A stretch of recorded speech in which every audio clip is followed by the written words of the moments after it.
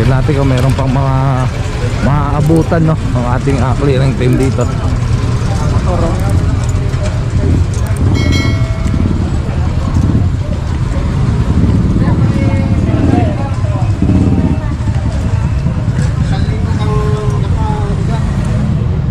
Angat lang po natin ito.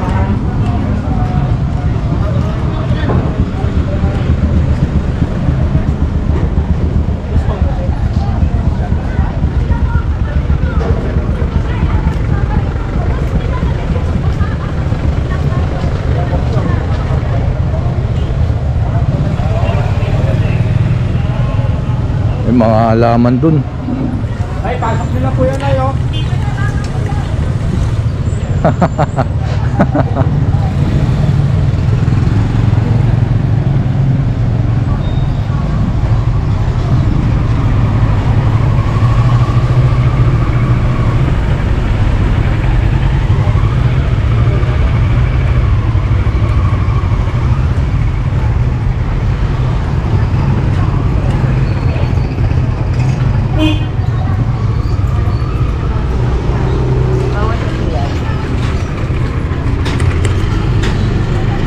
Yan, ito barangay mismo, no, ang naglagay niyan. Kaya hindi po kukumpiskain.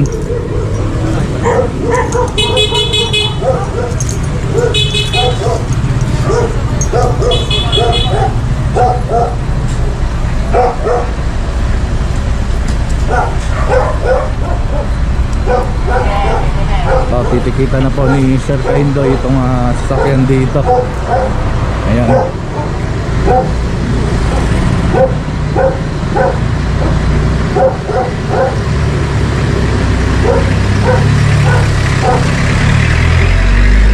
Ayan, doon din titikita na rin. Eto, tricycle. Walang rehistro, walang lisensya, walang plaka. Basbi. Ayan, todas.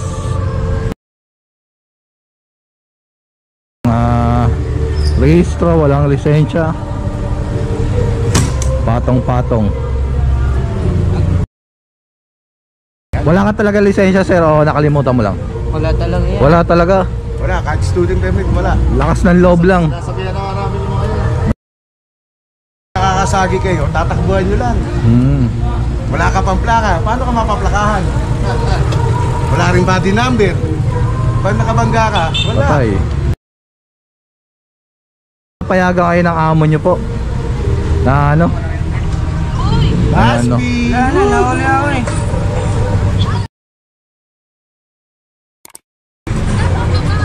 Dito sa baba. Sino yun?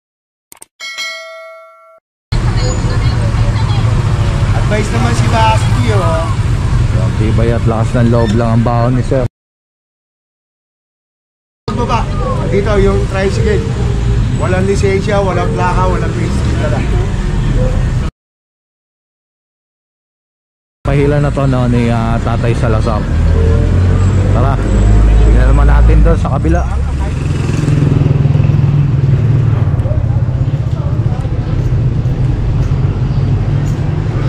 Yan. Wala pa pong driver, sir. Wala pa, yan, unattended. Ticket. Ito pa yung Hilux. Wala pa rin driver.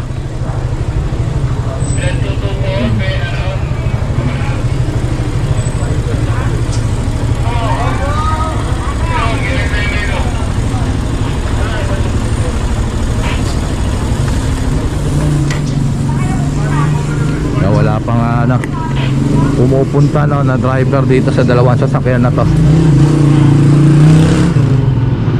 Kaya ang titikitan na lang itong plaka.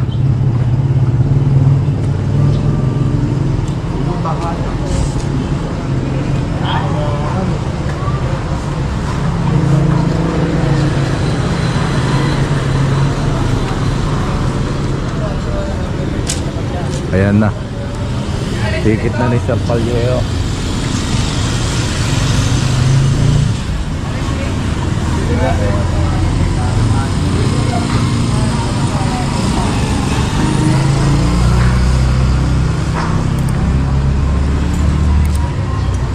Ito po sir, anong street po to? Villa Beatriz. Villa Beatriz. Ayan. Thank you po. Villa Beatriz na pala tayo mga katambay. Kanina San Francisco. San Francisco po yung kanina, no? Opo, doon sa kabilang ano. Ayun, San Francisco Street. Ito naman Villa Beatriz.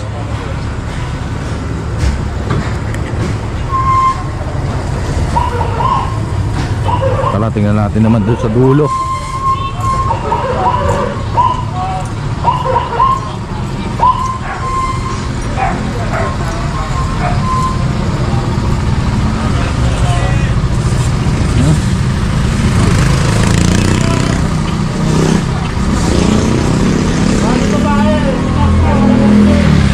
Ito pa.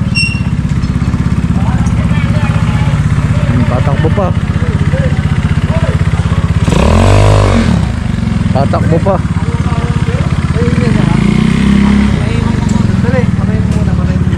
Ayan, tatakbo pa. Wala ka lisensya? Tingnan ko po. Wala ka lisensya.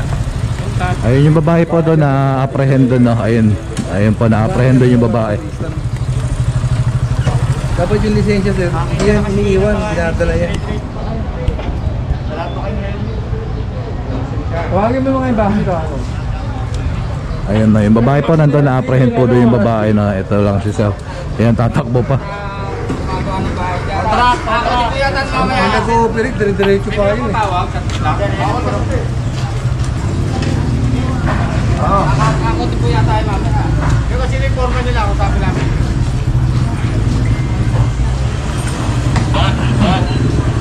Hindi ko ba nakita dito nung pinapara mo? Sir, kayo forma sir? Ay, papahatak din po itong motor kasi walang lisensya. Ayan, dalawa tumakbo yung babae rin doon kanina. Ayan, nandun, na-apprehend po. Ito lang nahuli ko isa.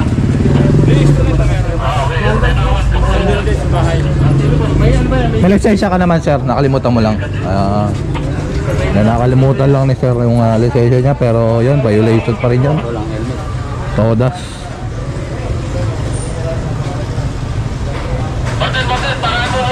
Kasi dito ka na, alam may helmet ka. Tama. Kasi protection mo yun, pagka Ayun naman, pinapapasok na no, ng ating SCOG yung mga construction materials doon.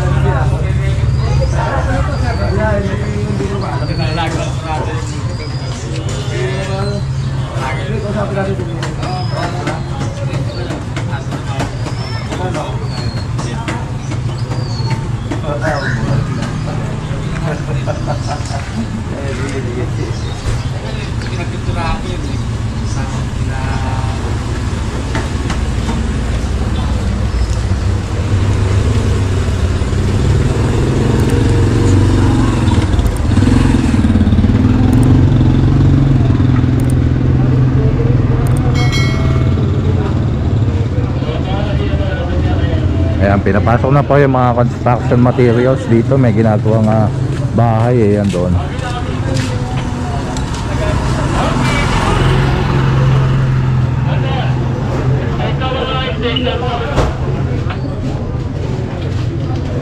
Ayan, naantay na lang yung ano rito, truck.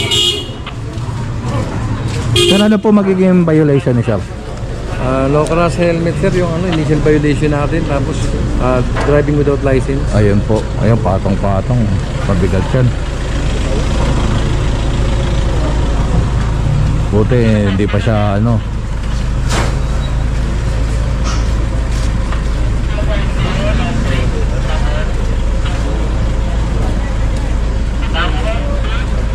Nantay lang yung tow truck dito. Tingnan naman natin mga tambay yung kanina yung babae ro na tumakbo. Tingnan natin kung ano yung ano ron lagay. So ayun nga yung babae. pinapara na siya kanina dito sa may dito sa may kalsada, no? Pero yun, tuloy-tuloy. Halos magkasabay lang sila nung lalaki na yun. Ayun, nakikita ko sinasampa na rin yung motor niya, no? Tignan lang natin kung kumpirmahin lang natin, no? Dahil nakita naman natin siya ay tumatakbo.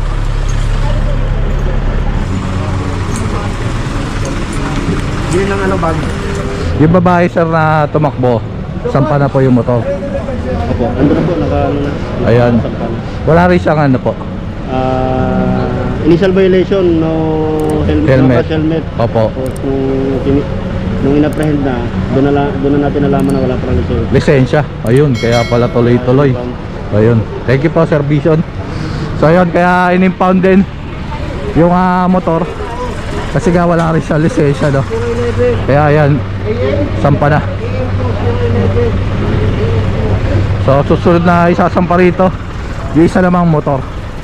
Kaya tara, na-confirma lang natin, no, yung violation ng babae.